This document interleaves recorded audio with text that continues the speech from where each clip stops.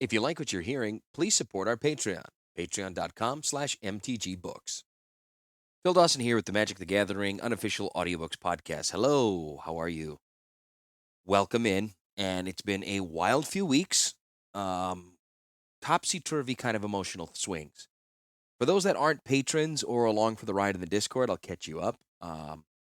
We had to make the very tough decision this past week to rehome our dog, Jet, a dog that we have had for 10 years.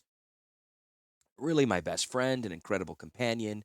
We rescued him when he was just 2, and this was at a time when kids were not on our radar. And we rescued him knowing his background. He was given to a foster home after first being picked up from a closed shelter. He and his family were moved from Ohio to Wisconsin. Anyway, he was the last of a litter to be picked due to his shy personality, which, of course, it seems cute, but that does lead to problems, which it did. He was adopted by a guy who was recently divorced and got the dog for when his kids could come and see him.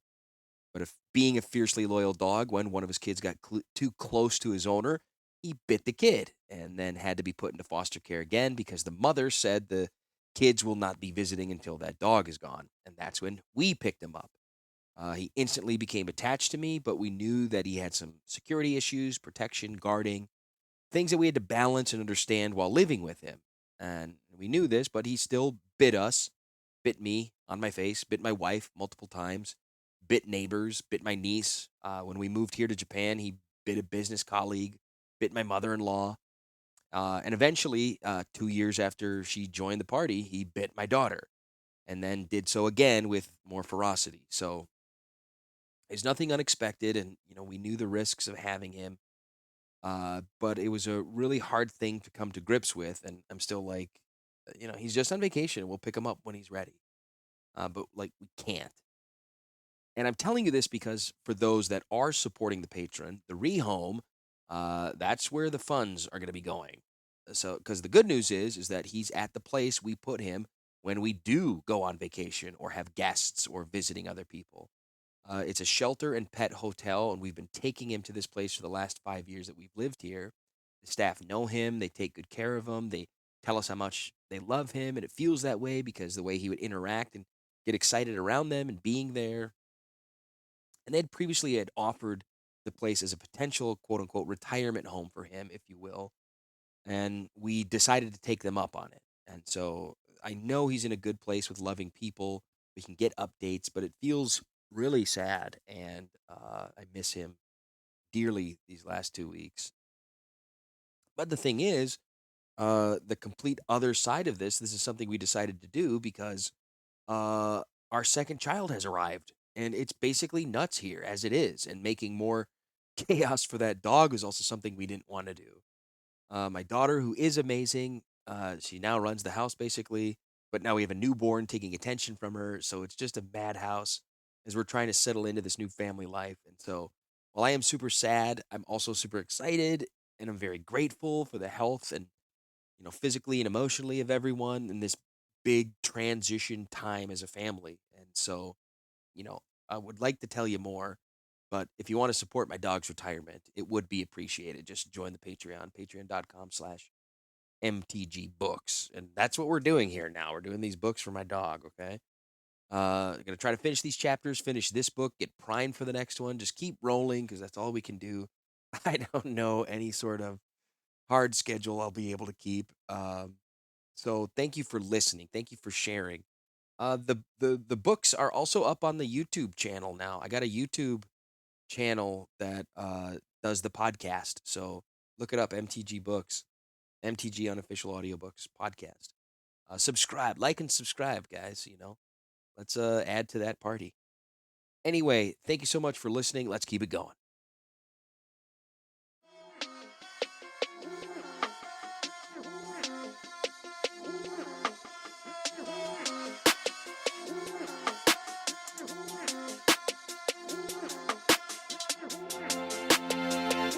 Chapter 23.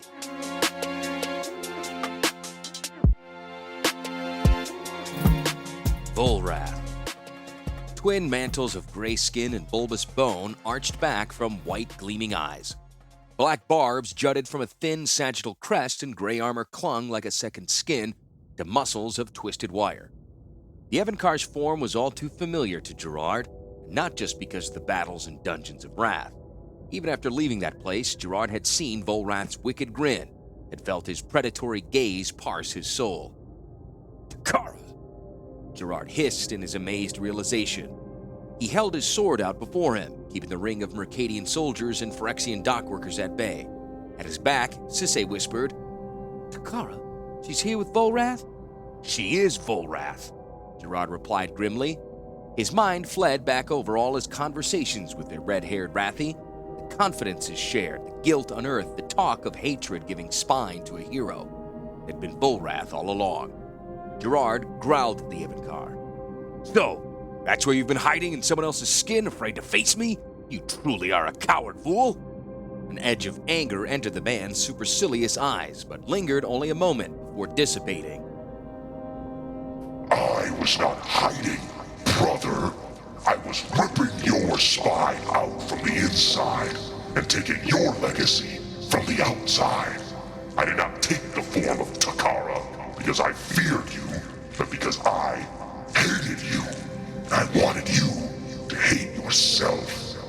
On Wrath, I've made a career of ripping out heroes' spines and replacing them with mimetic hatred. That's what I was doing for you. I am no coward, or a counselor, or a friend pointing out your great and chronic failings, empowering you to overcome them. It would seem you are incorrigible. It would seem you are determined to fail. You're the one who's failed. Your fleet is destroyed. Your Phyrexian monsters are burning them on the ships. Your rule beneath this mountain is ended. Volrath laughed, pacing back and forth within his circle of soldiers. He actually laughed. You and Sisay are surrounded and outnumbered 20-1. Your lover Hannah is executed. Your guardian Karn is shackled and held captive. Your perfected ship is mine. The Evankar spun on his heels, looking directly at Gerard. You dare pretend I have failed? What is this measly fleet in flames? It was a cheap price to pay for so diverting a masquerade, for this pleasant dance in which I have systematically stripped away everything you loved until you stood naked and helpless until I killed you. Volrath drew his own sword. This moment was inevitable. From the time you stole my birthright, brother, your death was inevitable. All death is inevitable, Gerard said, lunging forward, swinging his sword. Volrath easily batted the blade back. Smiling, he dipped his head. His troops surged up behind Gerard, swarming Sisay. 3 Mercadians and 1 Phyrexian lost their lives before her sword was wrenched away and she was wrestled to the floor. Gerard turned, seeing Sisay lying prone, arms and legs held down and a trident jabbing her neck.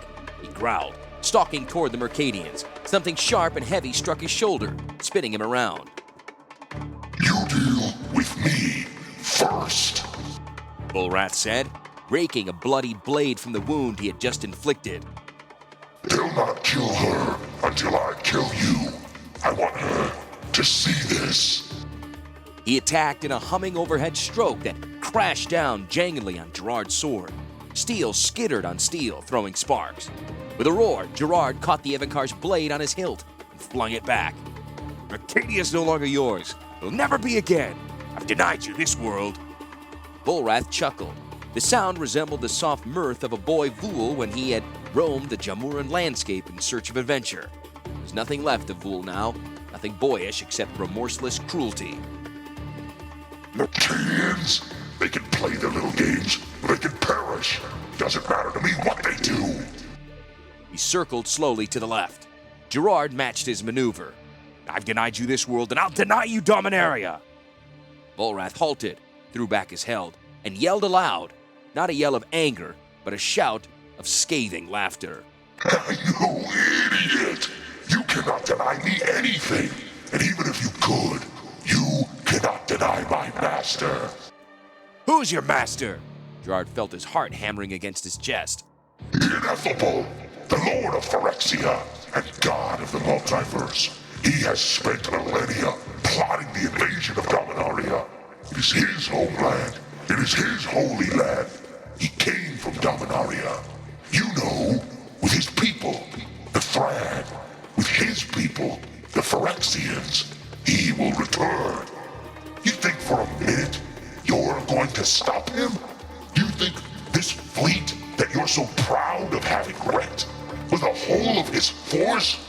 What you saw beneath this mountain is the tiniest part, the merest forefinger of the hand of Phyrexia. That hand is stretching out for your world, and there's nothing you can do to stop it. Volrath's sword vaulted through the air. Gerard barely parried the blow. The Benalian returned it with one of his own, and the clash of steel rang through the hangar as the two blades battered each other. The brothers circled. Volrath lunged wildly. Gerard stepped back and dashed the sword aside. As steel scrolled again, some long-dormant part of Gerard's mind remembered an identical duel. He and Vul, mere boys, fought in the bright Jamuran sun. Beside them stood Vul's father, Sidar Kondo. Remember, boys, no swordsman is invulnerable. Every strength casts a shadow of weakness. Strike there, Gerard. You're an aggressive fighter with an instinct to attack. Your defenses are weak, cast in shadow. Vul, you favor your left side. Your blows are powerful and deadly when they fall on the left. Your right is cast in shadow, less guarded, more open to attack. As Volrath stabbed toward his left, Gerard consciously gave way. Again, Volrath bore in.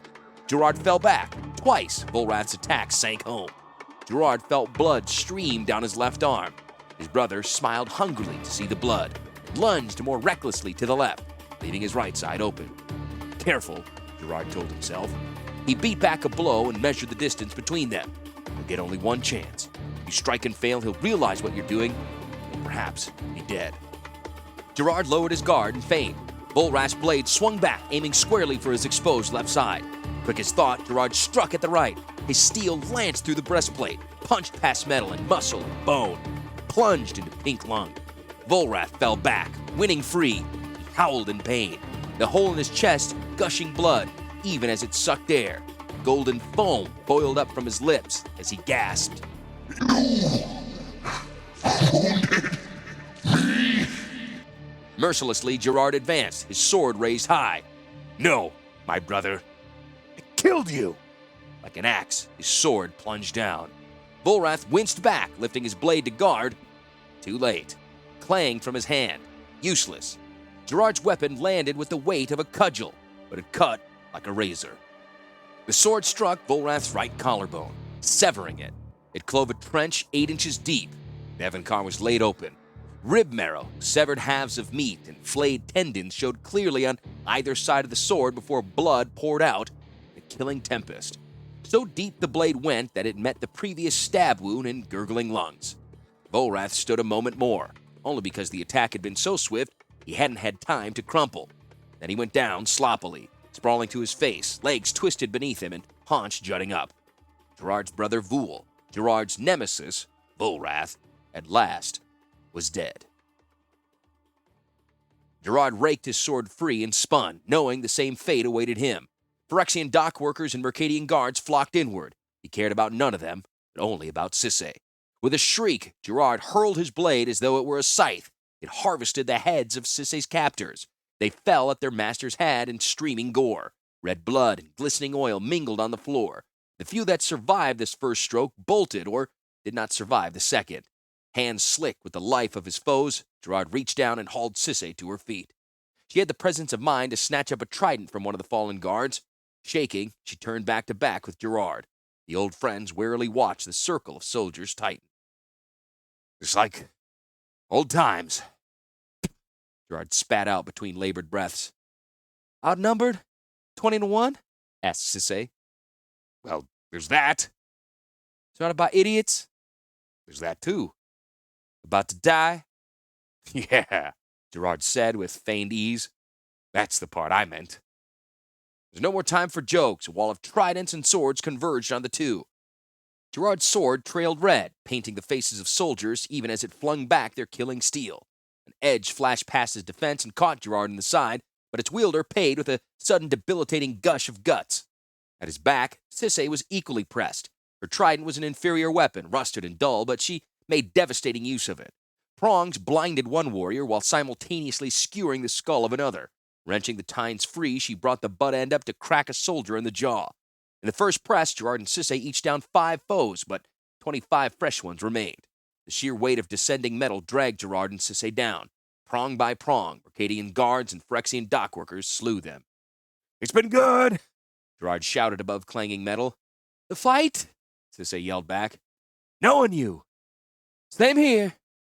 Conversation was cut short by converging blades. From both sides, the unstoppable foes surged in. Gerard made one final swipe with his sword, knowing it could not fend off even one of the killers. His blade met no resistance. It swung through empty air. Not empty, full of energy. A wide, red beam, bright as the sun, surged into being before Gerard. It flash-burned Mercadian flesh, melted Phyrexian armor and weapons, turned skeletons of both races to puffs of ash. Awash in that destroying beam, Gerard's sword wilted and fell to the ground in a silvery puddle. There it mingled with the watery weapons and armors of his foes. He pivoted back to the killing blast and saw that a second beam vaporized the warriors in front of Sisay, Mercadian and Phyrexian. They were dead. Only Gerard and Sisay and a handful of soldiers survived in the trough between the twin rays. A few of them staggered into the incinerating light and burned away to nothing. Gerard and Sisay embraced, steadying each other lest either of them tumble into death. As suddenly as they had appeared, the blinding rays of destruction were gone. They had flashed away more than a score of warriors, their armor and weapons, and even melted the stone floor into magma. In the gloom, 2 hovering points of light remained, a pair of cooling lenses, and the ray cannons aboard a certain ship. Weatherlight, Gerard sighed gratefully. The ship was the most beautiful thing he'd ever seen.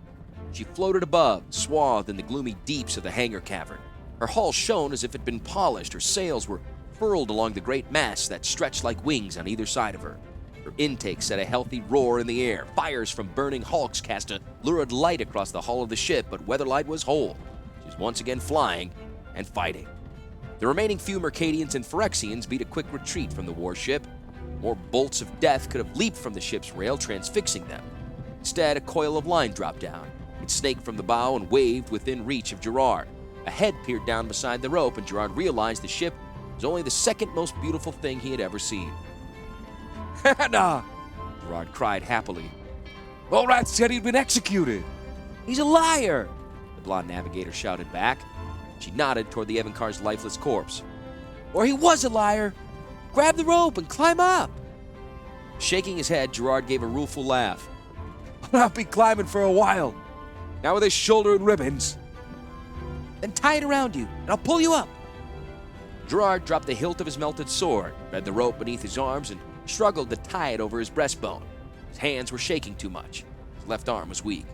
Sisay stepped up, completing the knot. There you go.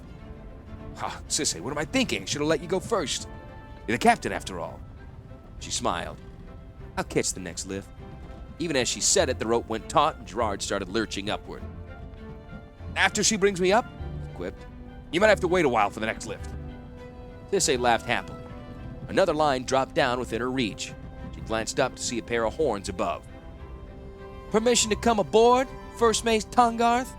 She asked as she secured the rope. The Minotaur replied. Permission granted. He hauled her aloft. Despite Tongarth's bulk and Sisay's light heft, Hannah was quicker at hauling Gerard to the deck. She set one foot on the rail and dragged the rope rapidly upward. Hands accustomed to bolts and wrenches greedily hauled hemp. In moments, Gerard slid up the gunwale and over the rail, spilling atop Hannah. They tumbled to the deck, ropes coiling all around them. Their glad laughter gave way to kisses, which again gave way to laughter. It's nice to see you, Gerard said in understatement. His fingers stroked her grease-decorated face and hair. I should have spent so much time primping. Hannah smiled as she rolled over him. This time she landed on top, straddling him. Her hands gingerly probed the lacerations in his shoulder. Don't you know it's bad manners to go on a date with an open wound? Insistently, she dragged his shirt from his shoulders, and the lightness in her voice ceased. Wish Orm were here. I'm just glad you are, Gerard said, pulling her fingers away. It's not bleeding much now. Grab some rags and wrap it. Orm can look at it once we get above. He looked about the ship. You've been doing some healing of your own. Weatherlight looks terrific. Let's get you and Sissay some bandages and then let me show you what I've done. Sissay had gained the deck by then, with a bit more decorum. Together, Sissay, Tongarth, Gerard, and Hannah made their way into the bowels of the ship. Down a ladder and along a passage, they reached the sickbay. There, Hannah dressed Gerard and Sissay's wounds. On a nearby pallet lay Squeeze, sleeping fitfully after his long ordeal. Fewsteam and Davis happened in, lending 2 more sets of hands. With light but weary voices, the crew members each told of what had happened to them since their parting. They were, Gerard reflected, like school kids returning after a long holiday, happy to see familiar things once more. Once the bandages were in place, the crew moved to the engine room, jammed with humming machinery. There they found Karn, looking immaculate as usual. His hands were sunk into a pair of twin ports in the engine. Within lay handles, which he gripped. Metal filaments jutted from the console into the joints in his metal fingers, hardwiring him to the power core. With a thought, he could control all the engine's levels, harness and shunt its power, even sense the outside world through the ship's lanterns and weapons and hull. It was his concentration that kept Weatherlight floating in midair in this smoky cavern. Karn gave no acknowledgement of his friend's entry, for his silver shell had gone inert. While engaged this way, Weatherlight became his body. Passing him, Hannah reached the forward casement of the engine. The power matrix rested. She gestured the rest of the crew up beside her and pointed within. Her face beamed for the first time in weeks. I used the Juju bubble! What are you talking about? Gerard asked. The bubble? Karn's been carrying it about his guts for... how long has it been? Long time, Sissay said. Unbidden, there rose to her mind an image of First Mate Maida, killed when they retrieved the Juju bubble from the Adakar wastes. What did you do? Hannah grabbed her arm, leaving a thick, greasy palm mark on Sissay's skin. Look, I took the bones of Ramos, fastened them into the framework of the power matrix, but it wasn't enough. I'd hoped they would provide the final link that would channel their power into the Thran crystal. They didn't until the Juju bubble was added. Sissay shook her head. I don't understand. It was Karn's idea. He brought it out from his chest and realized what it was for. When we placed the bubble over the framework of stones, it acted as kind of a lens. It focused the power. The power matrix spontaneously grew to incorporate it. It was beautiful, Sissay laughed. All right, I'll take your word for it. Can we plane shift? Hannah nodded. I don't see any reason why not. The ship actually seems stronger than it ever has been. Might be the result of having their new power system combined with the sky shaper that Karn installed just before we left Wrath. But all indications are that we can travel probably twice as fast as we could before. We can't reach enough speed to plane shift out of here, Sissay began. We'll have to blast our way into the main cavern, then out the doors of the base. Gerard, we can wipe out the rest of the fleet en route. Blast our way out? Hannah echoed incredulously. Gerard smiled, turning toward her. You said the ship's more powerful than ever. Let's see how much more. Battle stations, everyone! He spoke the command quietly, but the sound of it carried even above thrumming engines. Yes, Commander, Captain Sissay said, saluting. With a grin, she turned and climbed the stairs toward the bridge. Hannah followed this tongue-in-cheek salute with a similar kiss. Blushing a little, she said, Sissay'll need her navigator to get through these caves. Just so, Gerard said through a gentle smile. As Hannah passed between them, Fewsteam and Davis grinned. Must we kiss you as well, Commander? Not if you'd like to live long enough to reach your battle stations, Gerard replied. Davis rolled a seaman's cap nervously in his hand. Sorry to say, Commander, but our battle station was the galley, locking down pots and pans. We never were highly ranked. Come with me, then, Gerard said, motioning over his banded shoulder. You too, Tongarth. We need the 4 of us to operate the forward guns. Quit yourselves there and you'll get a promotion. He stood up the stairs for the engine room, through the hatch, out the deck. Forward guns? Possible promotion? Davis enthused to Fewsteam. Better than pots and pans. Across the deck, they scrambled to the guns. In her centuries of existence, Weatherlight had been fitted out with numerous defensive measures. Dimension disruptors, glass spitters, bombards, lantern guns, acid atomizers. All of these weapons, though, had been genteel compared to the massive Phyrexian ray cannons now mounted along the rail. Each consisted of a man-sized barrel above a muscular engine manifold. Conduits ran between the two as if they were networks of pumping veins. A pair of footwells and a torso harness allowed the gunner to brace against the manifold while gripping the dual-fire controls. The pivot that joined barrel to manifold was a ball and socket operation, permitting movement about 2 axes. Speaking tubes built right into the pivot formed an open channel of communication to the bridge. Pneumatic arms aided in smooth tracking. A targeting chamber mounted atop the gun allowed pinpoint acquisition. 2 such guns were poised on the upper deck. Gerard and Tongarth climbed the stairs to these. They strapped themselves in. Man and Minotaur gripped their separate fire controls, moving the barrels experimentally through their full arcs. Both of the guns could shoot 45 degrees past the prow on the opposite side, allowing dual coverage of the whole forward quadrant. They each could also sweep back 120 degrees on their own sides. Their field of fire overlapped with the guns stationed to port and starboard amidships. There, Fusesteem and Davish readied themselves. A 5th such gun perched on the tail of the ship, and even now a certain green fellow climbed stiffly to the controls. Squee had overheard the call to battle stations, and he longed to fire the weapon he stared down at for agonizing hours. A 6th gun was mounted to swivel vertically down from the ship's belly, and a 7th to fire vertically upward from the center of the main deck. Whatever their other faults, Gerard called over his shoulder to Tongarth on the upper deck, Phyrexians certainly know their weaponry. Checking his rangefinder, Tongarth replied in impressive deadpan, I've never before seen a machine so worthy of my adoration.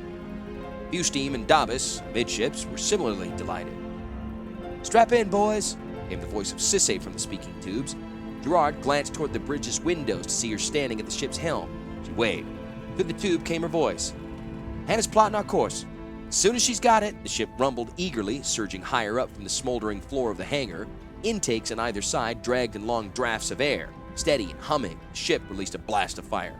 Laughter filled the tubes. Then came Hannah's voice. Sorry about that. We got lots more power. She too was interrupted as the prow of the ship swung suddenly about, pivoting on its central axis. Weatherlight swung in line with the caved-in passage. And she's more maneuverable, Sisse explained. Everybody, hang on till we got the feel of this ship. Hang on and strap in and draw a bead on that rock slide, Gerard ordered. Right, Commander, came Fusesteem and Davis's unison reply in the tubes. Take us in steady, Captain, 100 yards from the cave-in, Gerard said. Karn, shunt all auxiliary power to the forward guns. Though there came no response from the engine room, sudden heat filled the footwells. Fire crawled within the manifold conduits. Weatherlight lifted smoothly above a ruined goblin skiff, then coursed down a corridor among smoldering hulks. She slid easily into place before the landslide and shivered to a gentle halt. Train guns! Prepare fire! The guns locked in on 2 axes. Lenses shifted within targeting sights, bringing the rubble wall into precise focus. Within the barrels, mirror arrays aligned for optimal range targeting. Weatherlight held so steady the crosshairs didn't shift a single stone. One by one, indicators flashed, showing synchronous alignment among 2, 3, 4 guns. Manifolds blazed underfoot. Fire! 4 crimson beams awoke within 4 barrels. They stabbed out and struck rubble. Stone melted to magma, sand to boiling glass. Liquid rock gushed downward. A hole opened at the side of the rock slide. Its edges were fused together by stellar heat. Cut deeper, Gerard ordered. Beams shifted, stabbing farther into the mound. More rock melted and poured away. Stone seemed wax before the beaming eyes of Weatherlight. A red river flowed down from the base of the glowing corridor. Steam and smoke rolled up along the ceiling of the cavern. The red walls of the cave dripped, killing drops of lava. Wait till the walls cool before edging in there, Gerard shouted above the keen of the guns. Again, rangefinders shifted the guns. The final stones melted away. A wave of blue smoke from the main cavern rolled inward, hissing as it passed through the glowing cave. Cease fire, Gerard ordered. The 4 guns sputtered a moment, went dark, streaming in their own acrid smoke. The crew gave a cheer. The passage was wide enough to allow weatherlight through. The ceiling was cool enough not to drip molten rock onto the deck. Through the thick haze of the passage, ship fires were visible in the cavern beyond. Fissures in the ceiling of the main hangar streamed rainwater. Take us through, Sisse, Gerard called. The ship's captain could steer through the tightest spaces. Gerard smiled ruefully, remembering how at the start of this ordeal, he had steered into the only tree on the horizon. Once we enter the main cavern, lay in a spiral strafing run around the chamber. Let's finish off this fleet and get a little gunnery practice. As Weatherlight edged into the hot corridor, another cheer went up, echoing from glassy walls.